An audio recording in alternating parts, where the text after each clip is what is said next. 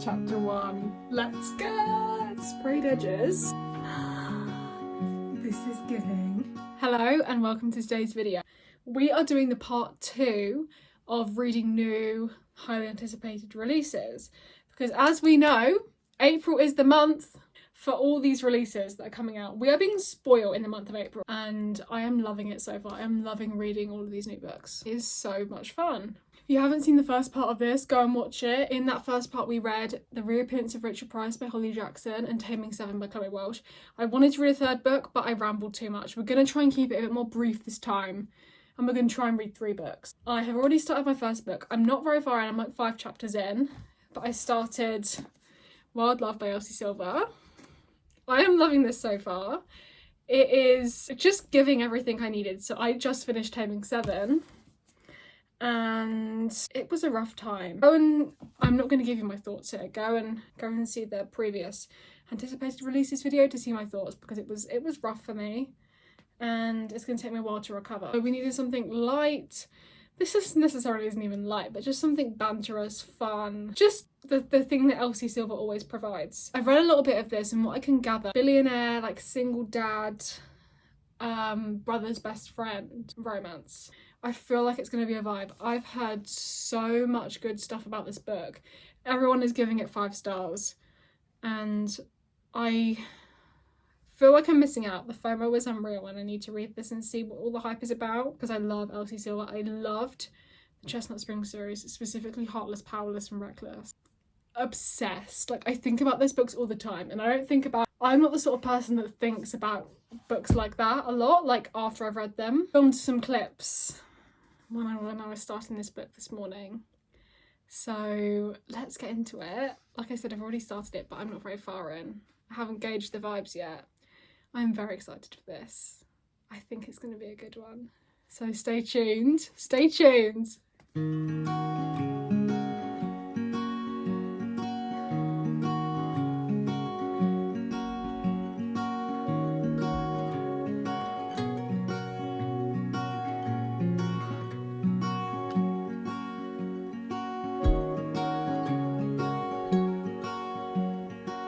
I'm going to be real with you. Those clips you saw were from this morning that I took before I filmed the intro to the video. It is now nearly 9 o'clock. I have not read another page since. That's okay. That is okay. I'm watching Pretty Little Liars, you know, as you do on a Friday night, and I haven't read anything. But it is currently 9:15. We are going to sit down and we're going to get a good way into Wild Love. And I know I'm going to be eating this up. Just to make you aware of what point we are in time in this universe. Today is the release of The Tortured Poets Department by Taylor Swift. I haven't really been able to give it a good listen because I've been at work all day. I listened to like a little bit on my like 5-minute commute to work, but that was it. So we get to listen to The Tortured Poets Department. I'm going to pop it on in the background and we're going to listen to The Tortured Poets Department and we're going to read Wild Love and we're going to get past, we're on like chapter 5. I read like the first 5 chapters this morning and we're going to get past that.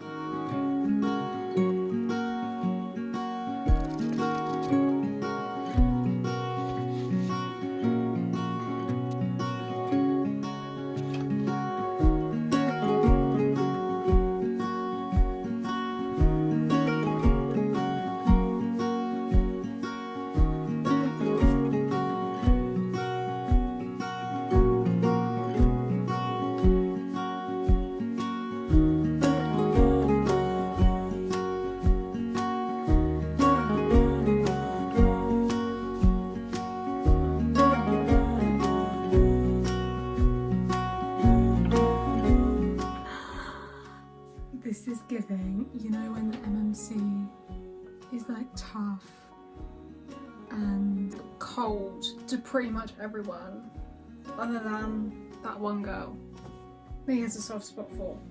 This is what this is giving. And I love that. I don't even think you call it a trope, but I love that vibe. I love that vibe.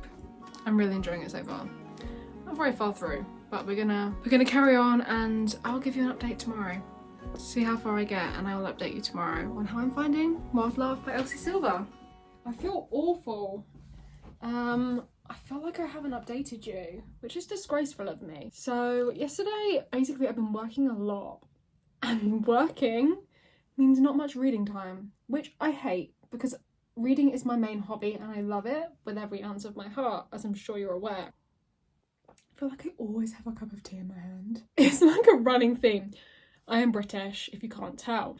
I didn't actually read anything yesterday. I was so tired that I was in that like debilitating state of tired. Like if you ever played The Sims, you know, like the deep red state of tired.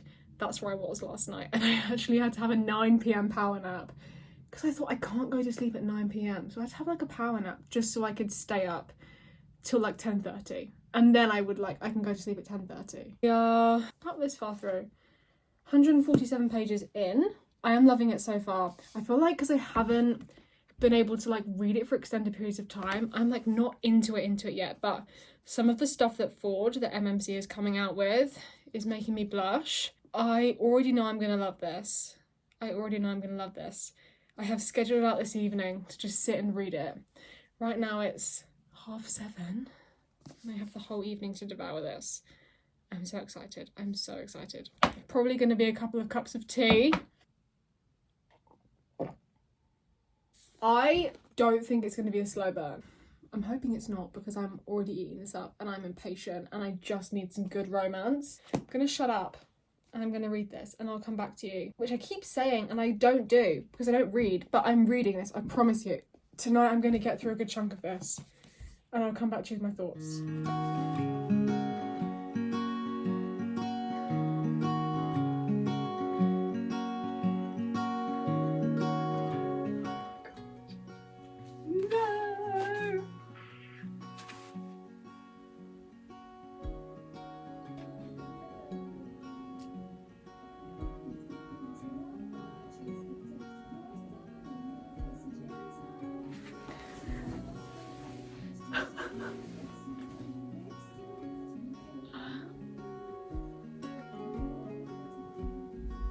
Okay.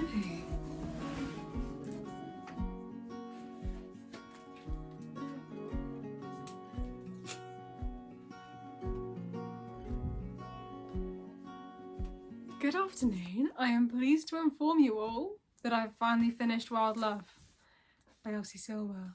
This was good. Elsie Silver never misses. Genuinely. I'm not gonna lie. I was waiting for the 5-star feeling. Every single person I've seen read this has rated this 5 stars. I was waiting for the 5-star feeling. I think I'm gonna give this a 4.25. I loved it. That's not me saying I didn't love it. I think sometimes people think I rate something not a 5 stars and it's like, oh, you didn't actually like it. I loved this. It was really, really good. Elsie Silver genuinely never misses. Like, look at all these tabs. Ford Grant, stop. Like, this was meant to be a palette cleanser for me. It was not a palette cleanser. I feel like this actually gave me a book hangover. The one thing I'll say, and the reason why it wasn't a 5-star, I just didn't quite fall in love with the characters and feel the chemistry between the characters. I just didn't quite get it.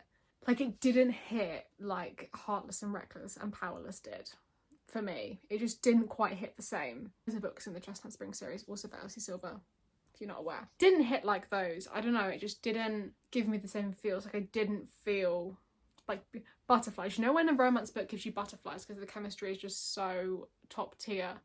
I didn't get butterflies from this. But again, I loved it. I loved the story. I love the single dad trope, I will admit. I love the billionaire trope. It had some really good scenes and some really good quotes. Like, some of the stuff that Elsie Silver churned out was just immaculate vibes. And my jaws dropped and I was squealing at points, which is always a sign of a good, high quality romance book. I just love Elsie Silver's writing style. It's so poetic and not like straight to the point. Sometimes romance writers just write straight to the point. This has more of a poetic feel to it. Although I said I wanted it to be a palette cleanser, her books aren't so much palette cleansers, they're more deep, if that makes sense, than like your average like rom-com book. It's not a cowboy romance. I don't know why I went into this thinking it was the cowboy romance, but it's not. The MMC Ford Grant is Willa's brother from Heartless, from the Chestnut Spring series. but there was no, like, other than that, there was no crossover between the two series. There was this whole plot about Ford, the MMC, he's opening like a recording studio sort of thing, and I wish we'd gotten more of that storyline. I feel like they were doing like renovations and that was kind of it. Like, I'd love to have seen that as part of the storyline. Like, I feel like it just lacked depth other than the romance plot, but usually I don't mind that. In this, I feel like there was potential for like a subplot of some description. I feel like it would have worked really well with Rosie and Ford's character, like a little subplot, and I feel like I would have loved to hear more about the recording studio. But in the form that it was in, I loved this. It was really good. And it lived up to my expectations, to be honest. I'm gonna get a 4.25. That may change, but that's a solid rating for me. Like, I don't think I'm gonna be up at night thinking about this book, but I really loved it and would highly, highly recommend it to anyone who just loves a romance book. Because this is a good romance book. This is one that I would highly recommend. So if you don't know what today is Funny Story release day. Funny Story by the Emily Henry, if you're not aware. I don't have the copy. I didn't pre-order the copy because I don't want the hardback. I've got it on my Kindle. In regards to Funny Story, I am so excited. I think like this and Taming 7 were my like top anticipated reads for the year. From what I've heard from people who have read the arc for this book, it is friends to lovers, fake dating, and roommates. Literally probably my 3 favourite tropes. I am a big friends to lovers girl. If you know anything about me, you know I love a friends to lovers. I eat it up every time. Fake dating, I eat it up every time. And I'm so excited. I'm gonna try and not ramble. I just want to get into this and really soak up the vibes. I have loved every single one of Emily Henry's books. Happy Place is my favourite. That has a special place in my heart. And I think about the book literally every day. I've read it twice and I will be rereading it in the summer just because I need to fulfill my Happy Place craving because it's constant. This has the potential to be my new favourite. I am so excited. I think I might cry. My plan is to go into town tomorrow. We're going to start it tonight. I'm going to go into town tomorrow. We're going to go to a coffee shop and I'm going to get a chai latte and I'm going to read this. But I will update you as I go along, let you know my thoughts. Emily Henry, I know you're not going to disappoint me. You better not disappoint me. But I have the faith. There's no way. There is no way. Okay, it's time. It's time. Chapter 1. Let's go!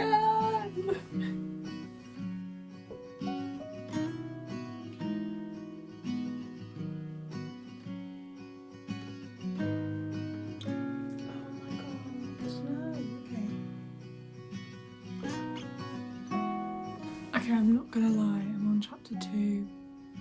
I'm already hooked. From what I understand, the roommates are like...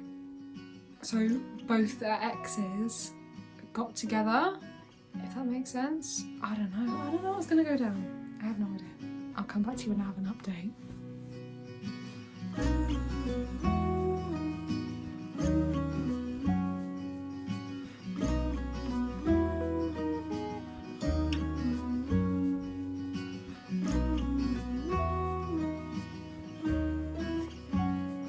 Dare I say, I have something very exciting to show you. I wasn't planning on getting this.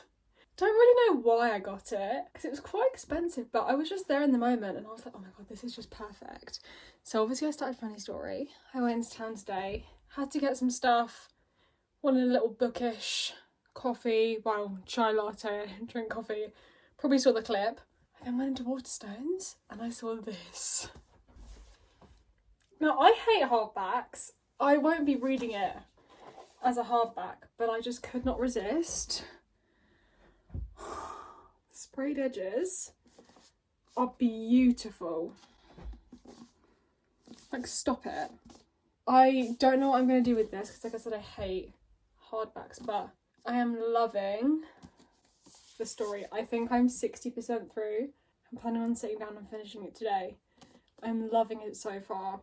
The banter is just top tier. The way Emily Henry writes, like, I keep saying this, but you can tell she like studies her craft. And the fact that she only releases 1 book a year, it's just so much work and effort just goes into her books, and you can tell, like, down to every line. Like, it just feels like there's just thought behind every single line that she writes, and I just love her books. Funny Stories is not an exception to that. I'm really loving it.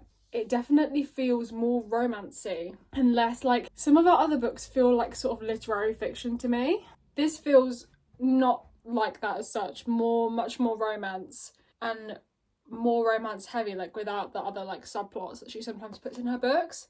But I'm loving it. I'm loving it. It's really addictive, and it's like getting me out of my slump worthy. I mean, what Emily Henry's like. Emily Henry loves to destroy me. So I may be speaking too early, but I just wanted to show you this beautiful specimen. Like I said, I literally knew nothing going into this book other than like the tropes that are in it.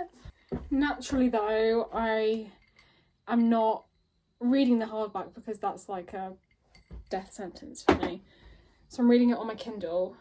I am 60% through on chapter 21. I'm really enjoying it.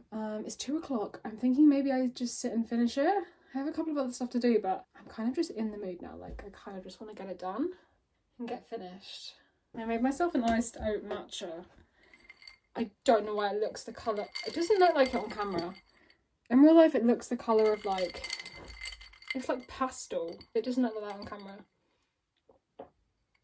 We're going to finish this, potentially, drink my matcha. I do have some editing to do and some videos to sort out, so maybe I'll do that first. Or at least for a little bit. And then we can finish the book. It was such a vibe. I was reading this book. I'm going to just talk a little bit more about it. Daphne, the FMC in this book, is a librarian, and she just talks about how much she loves reading, how much it offers an like escapism, and how like this world that we live in isn't enough for her, which I relate to on like a deep spiritual level. And while I was reading it, I was listening to I Hate It Here from the Tortured Poets Department by Taylor Swift. And that's basically all about like going to like other worlds through books, just to like experience new things. And I was like, yes. The vibes, the mix of like what Daphne is saying and the I Hate It Here by Taylor Swift was just like immaculate. And I was like, God, this just is so good right now. This just feels so good right now. I finished Funny Story by Emily Henry. I've got my physical copy just for demonstration purposes. Obviously, I did not read the hardback because read it on my Kindle. I've got some thoughts. So before I say what I'm going to say, I really enjoyed it. And I think, I can't decide, I think it's a 4.5, maybe a 4.25, but I think it's a 4.5. I need to sit and think about it more.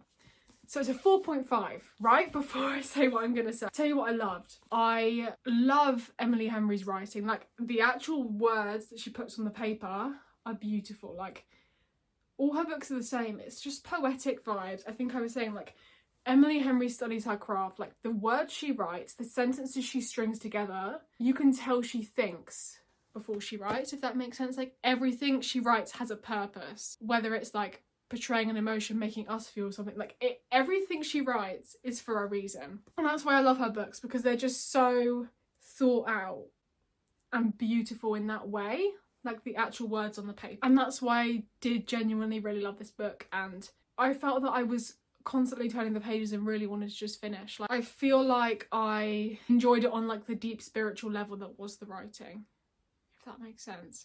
The reason this was a highly anticipated 5-star for me, right? I thought this was going to be a 5-star, specifically because of the tropes.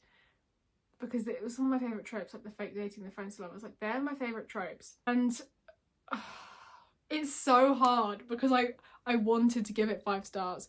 But for me, I don't know what it was. It just felt really short. Like, I'm a quick reader at the best of times, but it just felt really short. And even though the writing was beautiful and poetic, I feel like it just wasn't, it didn't have the same depth that her other books have. Like, the problem is I'm comparing it to Happy Place, and Happy Place is a 6-star read for me. Like, I think about that book most days of the week. And it just, the thing with an Emily Henry book is I associate it with emotion. She does the emotional romance trope really well, but not the emotional romance trope like some, like, I really don't know how to explain what I'm saying. The emotional romance trope through her like writing rather than like events that are taking place in the book. if that makes any sense. And I feel like this just didn't give emotion. I think I said earlier that this book felt more focused on the romance rather than, I like sometimes even like borderline classify out the books as like literary fiction with romance. Like they don't feel like a full-on romance like other books, and for that reason I always feel like I have to pay more attention when I'm reading an Emily Henry book, because there is actually more of a plot than there are in a lot of other romance books. And I think this one lacked that like additional literary fiction vibe, which is very classic with Emily Henry. Not that I didn't like that, like I can read straight romance books back to back, that's not an issue for me, that's never been an issue for me. It had the Emily Henry writing, but it just lacked that like classic Emily Henry style. I think that's what the issue was. I think I was expecting the classic Emily Henry style and that just wasn't delivered. If you took away like her writing style, it didn't feel like an Emily Henry book. That's the best way I can describe it. But me saying all of that doesn't mean I didn't like it. That's my point. Like, I really like this book. It's a 4.5 star. That's a really good rating. But it's also an Emily Henry book. Like, my expectations are sky high because she is one of my all-time favourite authors. And Happy Place is one of my all-time favourite books. And I also felt like, for me, the characters weren't as relatable as, like, Harriet from Happy Place. Like, I feel like I couldn't relate to this book as much. It felt more like insta-love, unrealistic than all other books. I think that's what I'm trying to get at. I think it just wasn't what I expected. So yeah, it's a 4.5, I think. I'm gonna give it a 4.5. But that all being said, I highly recommend this. Again, it's another Emily Henry slay. It's just slightly different to all her other books for me.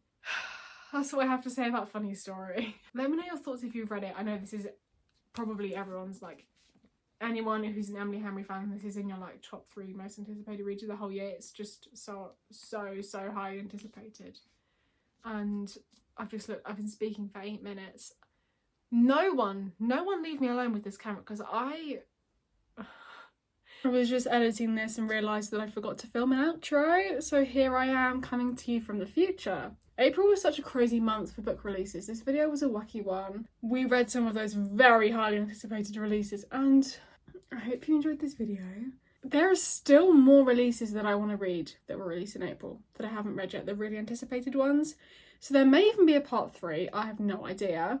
Stay tuned, subscribe, see what else we're getting up to. I have lots of videos on the way, and I want to say thank you so much for watching this one, and I will see you when I see you.